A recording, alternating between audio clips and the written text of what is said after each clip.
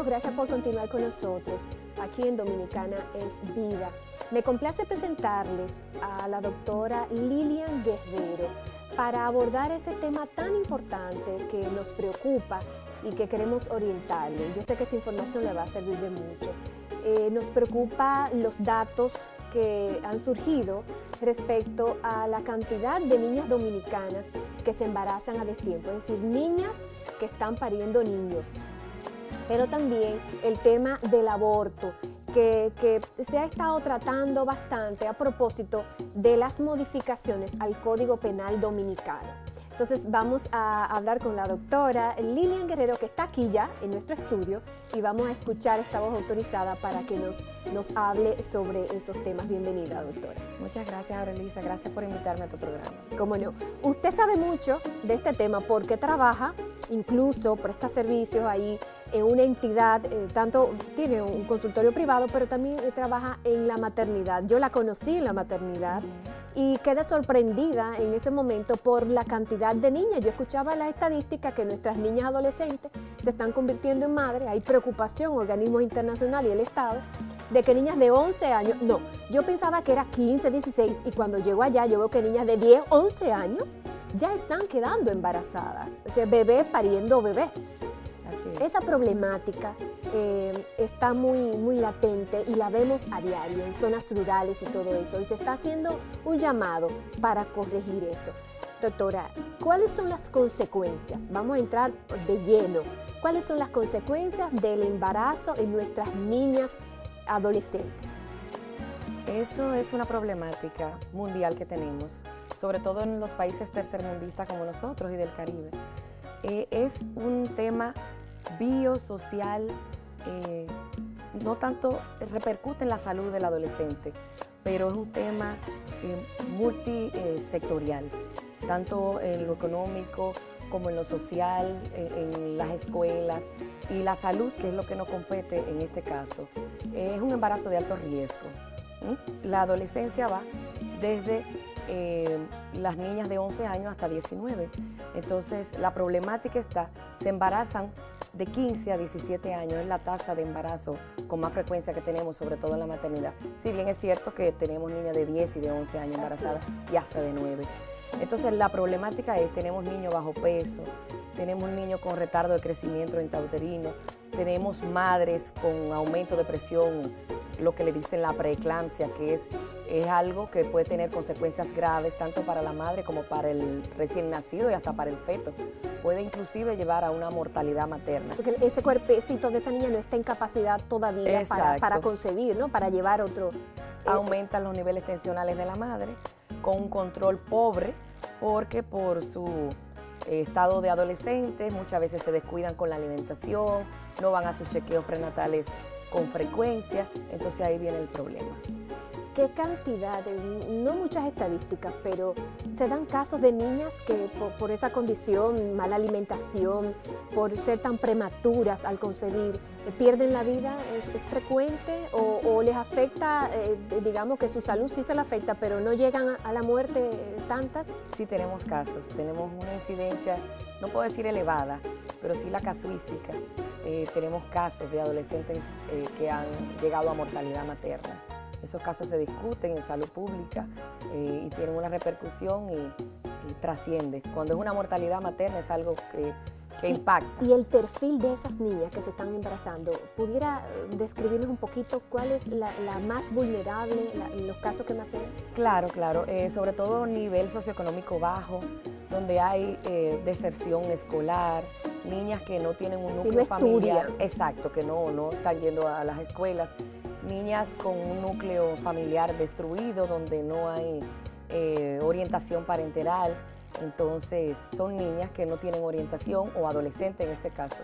Entonces, van con la prima, viven con la amiga, buscan una pareja o alguien buscando un escape porque tienen problemas en su casa, usualmente disfunción familiar, maltrato de los padres, o ese es el ejemplo lamentablemente que ven en el núcleo familiar, y se van de casa y termina en un embarazo no deseado. ¿Y quiénes son las que le están embarazando? ¿El noviecito?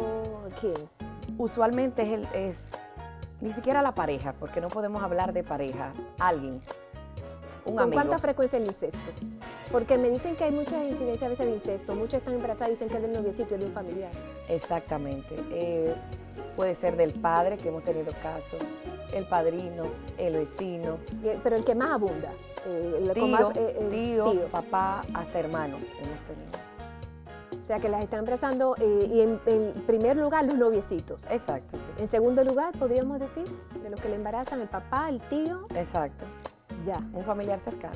un familiar cercano. Así que ahí estamos viendo que esos embarazos no son solamente así de que un accidente, sino que hay mucho de incesto, que es también otra parte bastante Sí. desagradable. Es lo menos frecuente, porque sí, los embarazos no deseados en adolescentes es lo más frecuente. Claro.